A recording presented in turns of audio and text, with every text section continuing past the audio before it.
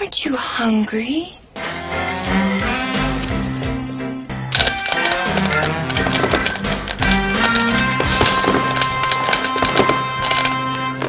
Huh. I always wondered where popcorn came from.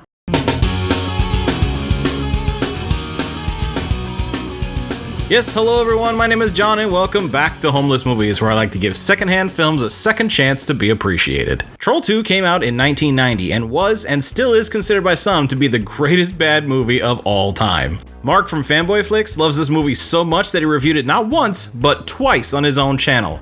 It even has its own documentary, Best Worst Movie, which came out in 2009 and was directed by this guy, who's actually playing this kid who's the star of our movie. The kid's name is Joshua, and he's currently being read a bedtime story by his grandpa Seth about a guy named Peter who has a run-in with some goblins, in a book called Davy and the Goblin, which to me kind of sounds like a morning radio show. Good morning, YouTube! You're listening to the KHLM 98 Schlock Morning Show with Davy and the Goblin. There's traffic on the 405, and the goblin just ate another baby in the studio. Oh, goblin, I sure do wish you'd stop gobbling up those babies.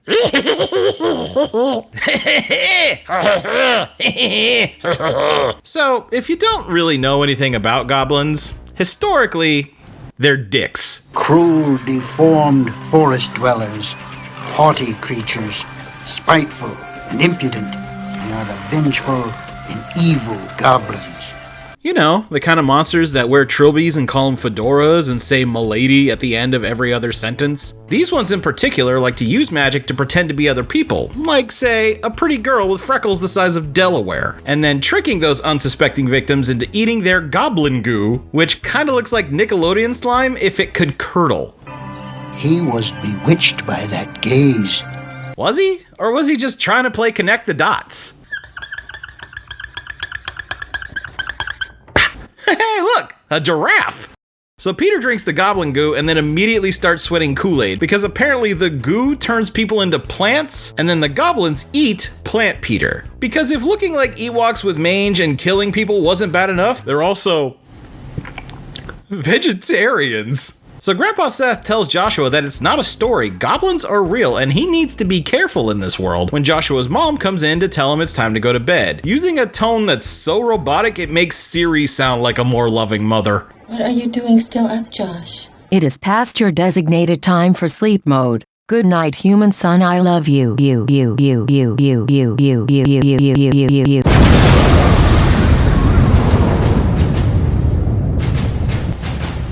She asks Joshua why he's up in the first place, and when he tries to explain that it was because of Grandpa Seth, the camera turns and he's gone. The reason why is because he's fucking dead. Still telling the same story, Josh? It's not a dream for me. Grandpa Seth has been gone for more than 6 months now. I don't know why she doesn't believe that he was talking to a ghost. That chair was very clearly moving on its own, which means it was either a ghost or a strange man pretending to be his grandpa coming in to tell him stories. And neither one is good. She eventually tells Joshua to stop farting around with imaginary grandparents and go to sleep because he has a big day tomorrow. We're going on a vacation tomorrow. A month in the country will do us all good. Ma'am, this is an 80s B horror movie. It literally will not. The movie decides that we need to take some very close-up looks at what Joshua's sister Holly is up to, and we even get brief cameos by Tom Cruise and Johnny Depp. And that's about all the star power you're gonna get out of this film.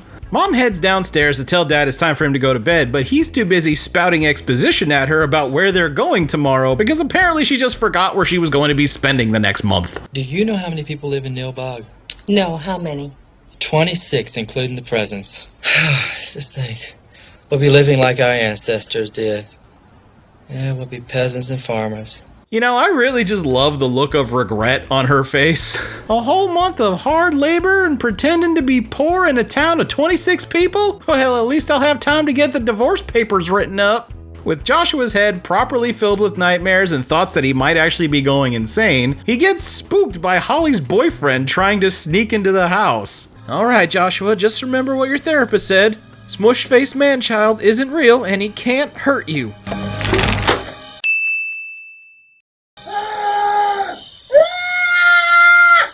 Eventually, the boyfriend finds the right window, but when he gets in there, he scares the shit out of Holly too.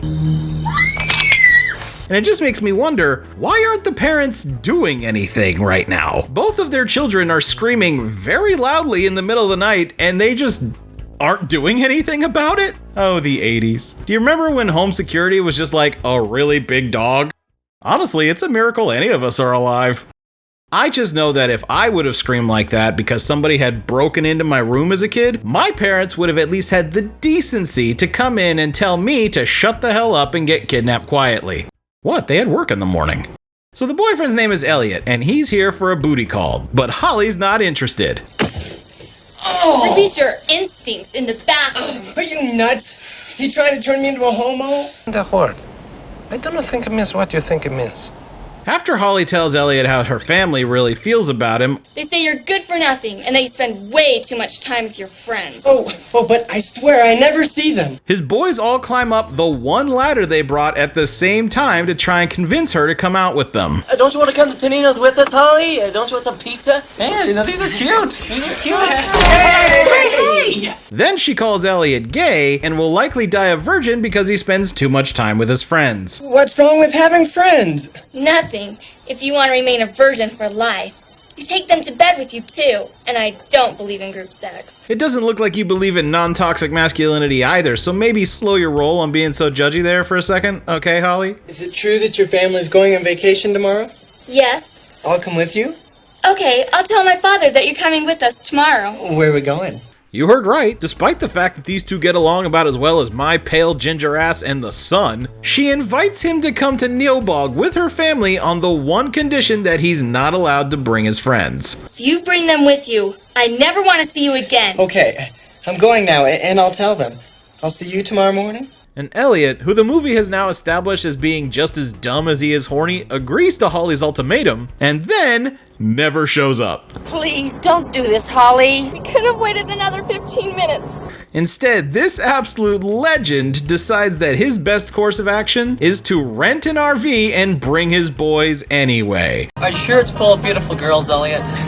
Lots of them free and unattached. Yeah! Yeah! God, they're so cool. The way you think they're all going in for high fives, but then they just like slap hands gently on the table. Way to subvert societal expectations, you absolute units. As the family gets closer to Nilbog, Grandpa Seth's ghost shows up again, this time hitchhiking on the side of the road trying to Love Actually his family out of harm's way. Stop your car, Daddy, stop! What are you doing here, Grandpa? You're getting yourselves into big trouble. This is a bad place, little one. It even gives me the creeps. And I'm a fucking ghost. They make it all the way to the town center in front of the drugstore just called Drug, and Joshua comes up with a brilliant plan that's gonna save his entire family, whining like a little bitch. Dad, What, Josh? I don't like this place. Can we go home? Don't listen to him.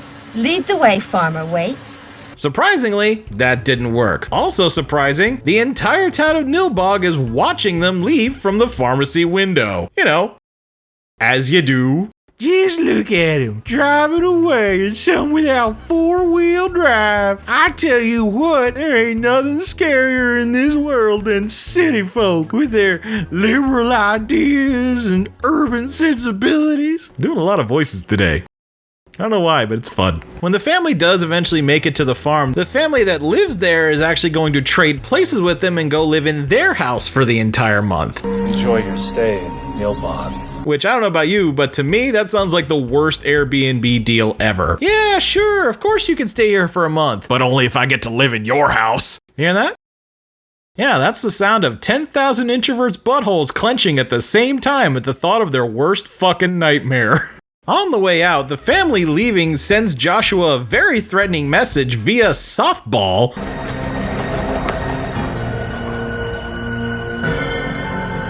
And you know, I'm beginning to think that this town may not be on the up and up. Call it a hunch? Or you could just look at all the food they left behind covered in goblin goo that nobody seems to notice anything weird about. Typical country hospitality. Let's dig in. Grandpa Seth then bamfs in out of nowhere like Gandalf to try and get Joshua to stop his family from becoming fertilizer. How about this? Yeah, that's it. Grandpa! Stop them, Joshua. You're the only one that can do it.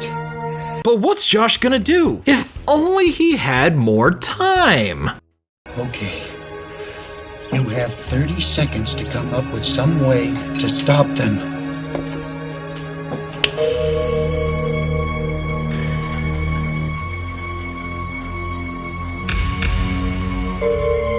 Well, that's convenient. Did you know ghosts could stop time? I didn't know ghosts could stop time. Macho, did you know ghosts could stop time? He doesn't know. Now that time is frozen, even though it's pretty obvious that the actors aren't, how exactly is Josh supposed to stop his family from eating all that food? I must do it. I must do it. I must do it.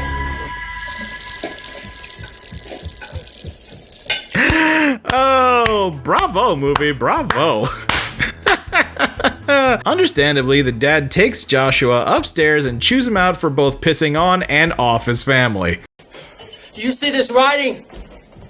Do you know what it means? Hospitality.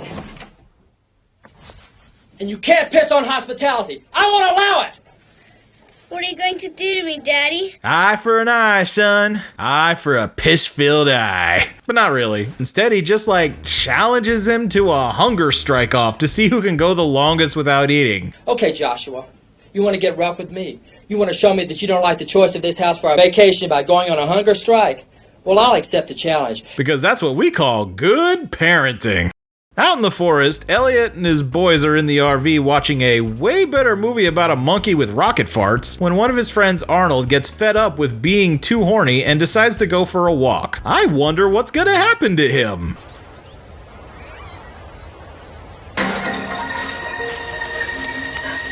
Of freaking course. He's only out there for 12 seconds before seeing a pretty half-naked woman covered in goblin goo just running through the forest and goes after her. Or at least he tries to. Ma'am! Please stop! Whoa.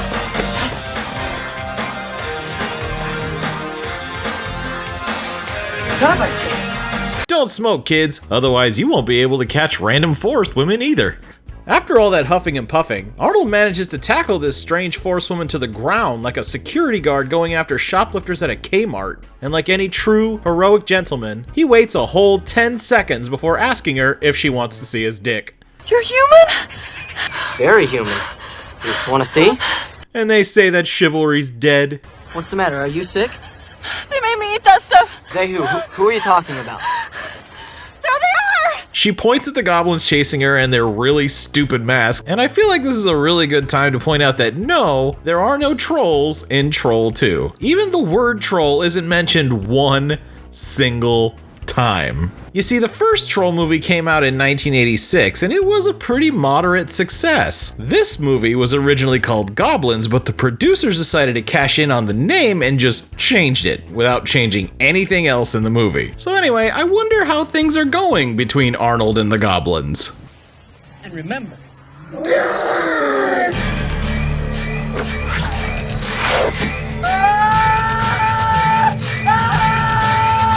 Not great.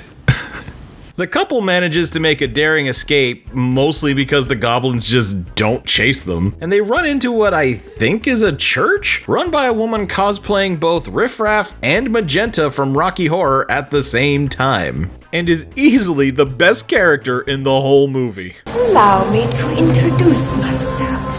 I am Credence Leonor Gielgud of ancient Druid origins. She's a creepy druid and seems to have a bit of a fetish for dry ice, which would probably explain why her teeth look like they're trying to run away from her head. She manages to trick Forest Girl into drinking one of her magic potions, and of course, they're actually filled with goblin goo. Luckily, during what happens next, Arnold is kind enough to narrate the entire process for us as Forest Girl turns into a giant cucumber and then gets eaten by the goblins. Now let me know if you've heard this one before.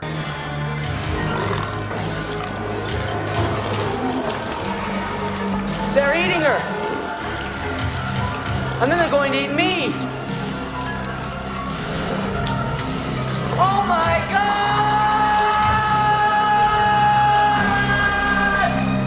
And thus, a meme was born. Similar to, I did not hit her. It's not true. It's bullshit. I did not hit her. I did not. Oh, hi, Mark. or even, And where is Cool Cat? There he is. Hi, everybody. Hi. this is the scene that most people think of when they think of Troll 2, and I love everything about it. Back at the farmhouse, Holly is practicing how she's gonna tell off Elliot like he's a contestant on America's Next Top Model or something. Dear Elliot Cooper, tomorrow morning will be your final judgment. Either me or your boys. Take it or leave it. When Grandpa Seth pays her a visit in the mirror. Joshua. Oops, sorry, honey. Wrong mirror. Naturally, she freaks out and wakes up the entire family, eventually trading rooms with Joshua so he can talk to Grandpa Seth. What happened? You were in the wrong room. I still have to learn the layout of this house. Yeah, that makes total sense. Why would he know his way around? That's the most relatable ghost shit I've ever heard. I do appreciate that in order to get the effect of a floating head, they just made him wear like a black hoodie, but they didn't bother to kind of darken that out. So it makes it look like Grandpa Seth is intentionally trying to look like a severed head to scare his grandchildren. You have to convince them to leave here. This is an evil place. It is the kingdom of the goblins. Wait, we're in a goblin kingdom, but that means that it's time to Dance, magic dance. Dance, magic dance. The next day, everyone, including Elliot and his boys, are entirely out of food. So Joshua, his dad, and one of Elliot's boys all go into town to try and find something. When Joshua and his dad get to the drugstore, they see a sign that it's closed and decide to wait outside. Dad with his vegetarian cookbook that I think my mom owned and that the cameraman really wants us to focus on, and Joshua with his skateboard, because in the late 1980s, no American boy was legally allowed outside without one. Joshua then tries to talk to Grandpa Seth in a rearview mirror. Grandpa Seth, are you there? And it's here that he learns the real truth about Nilbog. Nilbog! It's goblins spelled backwards! This is their kingdom! Yeah, no shit, Sherlock. Grandpa Seth literally told you that like 2 minutes ago. Are you even paying attention, Joshua? So what does Joshua do with this not so new but valuable information? Well, he can't tell his dad because he's totally passed out from reading that cookbook. So instead, he gets on his skateboard and fucks off, leaving his dad alone, asleep in the middle of Goblin Town. Joshua, you do know you're in a horror movie, right? Eventually, Joshua finds himself at a sort of goblin church where he sees that the family who owns the farm he's staying at never actually left. Not only are they still here, but they're listening to this preacher deliver a fire and brimstone style sermon about the evils of meat, the same way the preacher talks about dancing in Footloose. Flesh! And by flesh, I mean all that stinking, disgusting meat. Hamburgers! Steaks! The steak sausages. The stink of smoked carcasses. And let me just tell you this right now, if this movie doesn't end with a barbecue and Kevin Bacon going, "Let's eat," I'm gonna be very disappointed. Apparently, this sermon is so moving that Josh's skateboard tries to join the church and rats him out. Oh no. What's gonna happen to him? We don't know, because the movie decides to remind us of the B-plot that is Holly and Elliot's toxic-ass relationship. Elliot! Holly, what a surprise. Choose, Elliot. Either me or your friends. I don't understand. Do you understand now? Get it? She gave him an ultimatum and then punched him in the face. It's funny because he's a boy. Back at the church, the entire town is trying to force feed Joshua into eating some goblin goo ice cream. Open your mouth, my little friend. Please, open it. I won't! I don't want to! Which they won't just force down his throat. Like, why? He's screaming. His mouth is wide open. Just take the spoon and shove it in there. Movie, are you telling me that the goblins have no problem tricking people into eating goblin goo, which turns them into plants, and then killing them and eating them, but they draw the line at consent? Is that a rule that it only counts if they willingly eat the goblin goo? Like, tricking them into doing it is fine, but forcing them? That's just barbaric. Meanwhile, Yellow Shirt Boy is apparently dying. This is because on his way into town, he got picked up by the sheriff, who feeds him a goblin goo sandwich. Thanks, Sheriff. This is good. I'm sure you'll all enjoy Nilbog. We're hospitable people, especially to strangers. And then he went to the drugstore, met the creepy-ass owner. Can I help you? Coffee. There's no coffee here in Nilbog. It's the devil's drink. Here's some Nilbog milk. And then drank some goblin goo milk. And while he's taking his dear sweet time shuffling off this mortal coil, he eventually ends up at the same church where Arnold is in. And man, does he look messed up. I guess in Arnold's case, it's true what they say. You are what you eat. I'm Groot. I know, buddy. That was a bit of a stretch for a joke, but you know, low-hanging fruit. Haha, plant jokes.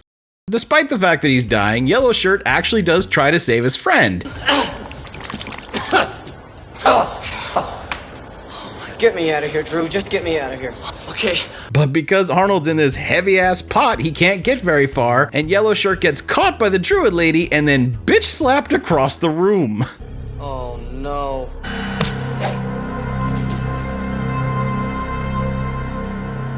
So Druid Lady finds herself in a bit of a pickle. She's got one boy who's almost plant and one boy who's not quite plant yet. So what is her solution to turning them both into plants? Well, that's very simple. She takes a chainsaw, cuts off Arnold's dick,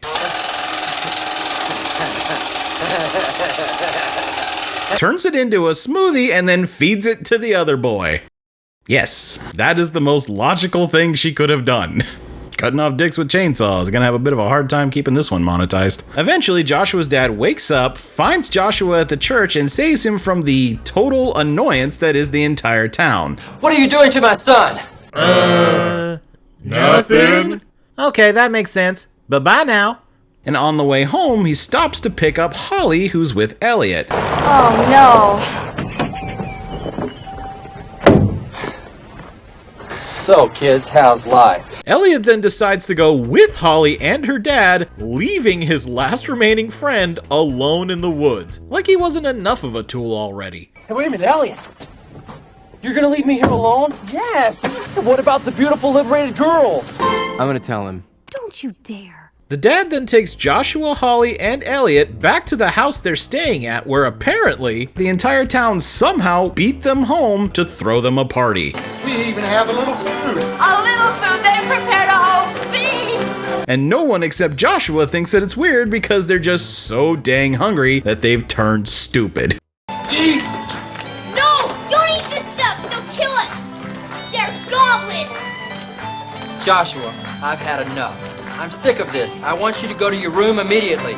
Seriously, kid, if I was you, I would just give up on him and skate your way out of town. You're probably better off. Maybe you should check the mirror to see if Grandpa Seth has any advice. Grandpa! Grandpa Seth! Come quick!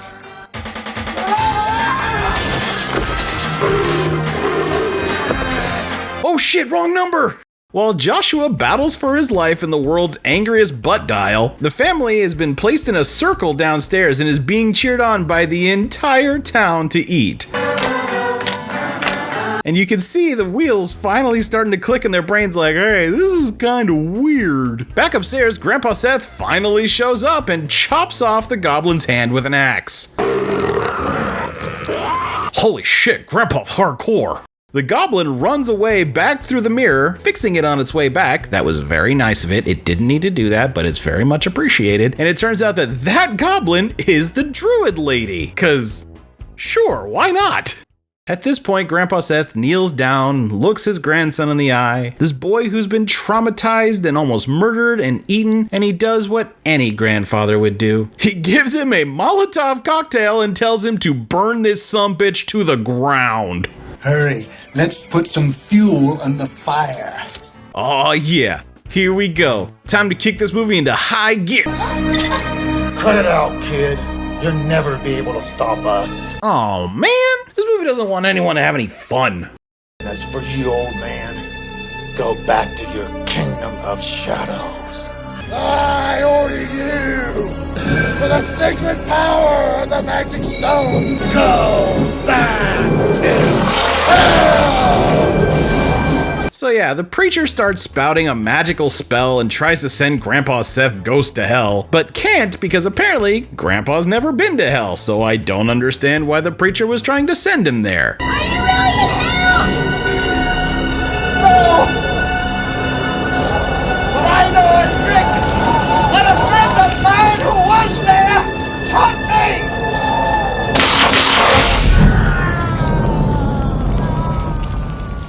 What happened? I don't know what kind of weird demon devil worshipping bullshit Grandpa Seth was up to before he died, but I gotta tell ya, man would he have been fun to play D&D with. The preacher manages to put on his fireproof gloves and Dad comes out with a fire extinguisher, but it's just too late. Oh my God, what is this? He was one of us, and you killed him. Now it's your turn. And the family finally gets to see this town for what it really is. State staring contest champs. Seriously, the goblins threaten to murder them and then don't do anything. They just kind of mean mug them all the way back into the house and then don't go in the house. Quick, in the house! Why? What is happening here? Are goblins kind of like the weeping angels from Doctor Who, where as long as you're looking directly at them, they just can't move? Like, what is the logic behind all of this? Whatever you do, don't blink, because if you do, you will definitely miss something really, really stupid. Back at the Druid Lady Goblin's house, after she comes back through the mirror, she walks over to her miniature version of Stonehenge that she just has in her living room and prays to her patron saint of horribleness, Saint Who Gives a Shit, and asks them to give her the power to vanquish these mighty foes. Come and protect your children! And nothing is more powerful than a makeover!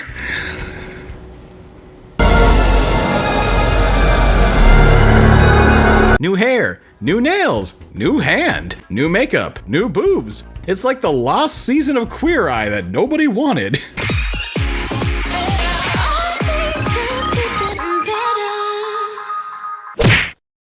And you want to know what? If Queer Eye Nilbog really was a thing, I ain't even gonna lie, I would cry every single episode. I can't help it, alright? Karamo gets me every single time.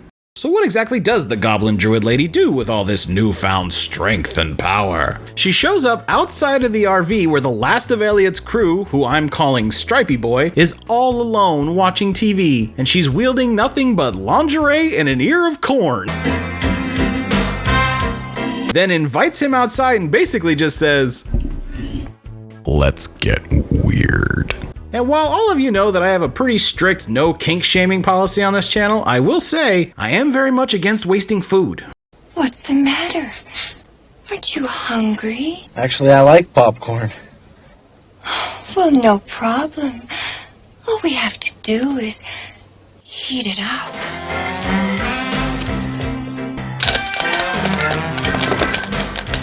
So while the amateur corn stars are getting their ears shucked and their cobs buttered, I tried to do it with a straight face and I just couldn't. Back at the house, the family is trying to have a seance to bring back Grandpa Seth again, while the goblins just kind of politely wait outside? Why are they not going into the house? They're not vampires. They don't need permission to get inside. They wait outside so long that the seance actually works. Joshua! And when Grandpa Seth does return, he just transports Joshua somewhere else and replaces him with a goblin.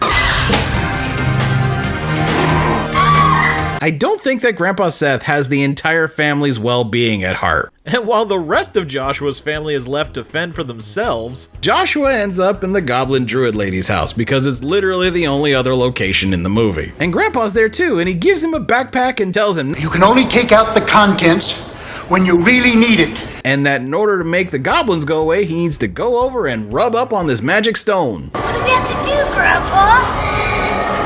Touch it. I promise it's not as creepy as it sounds, but man, does it sound creepy. All right, we're gonna touch the stone, kill the goblins. Grandpa, nothing's happening. Something has happened now, Joshua. I'm leaving. Goodbye forever. Goodbye, Grandpa. Goodbye.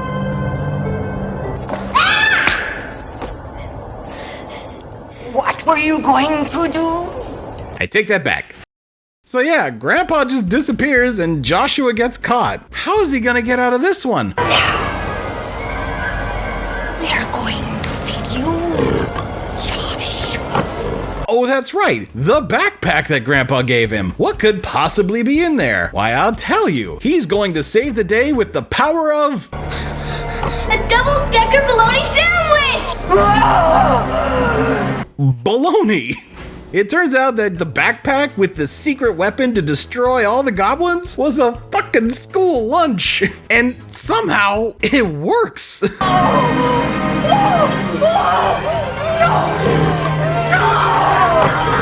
The goblins are so offended and freaked out by a sandwich that they just can't touch Joshua anymore, giving his family time to show up. How they knew where to go? I don't know. The movie doesn't know. I don't think anybody knows anything anymore. They all come up and touch the rock together and use the power of goodness and Oscar Mayer to completely destroy the goblins. Brutally.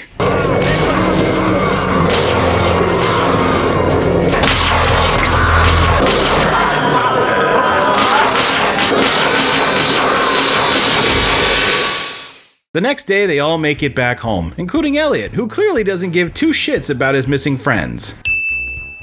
They're all traumatized, but they're alive. Everyone kind of decides that they need some space. I have to pass by the office. I need to go home for a while. I'll come with you. But Josh and his mom decide to stay home and settle in. But before they can recover and get back to their lives, it turns out the goblins are not only not dead,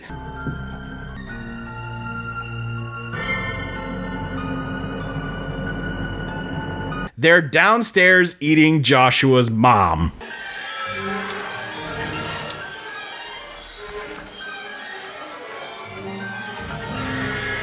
Do you want some?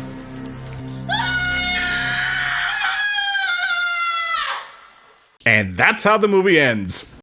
Troll 2 is amazing, and if you haven't seen it, you owe it to yourself to watch it at least once. The acting's over the top, the special effects are ridiculous, the story makes no sense, but it is impossible to watch without a smile on your face. It's campy and endearing and everything that myself and fans of this channel just plain live for. If this doesn't brighten up your day, then I'm sorry, you're on the wrong part of YouTube. Hit the big red button, leave a like, and comment with your thoughts. I will see you all in the next video, and just remember, be cool to each other.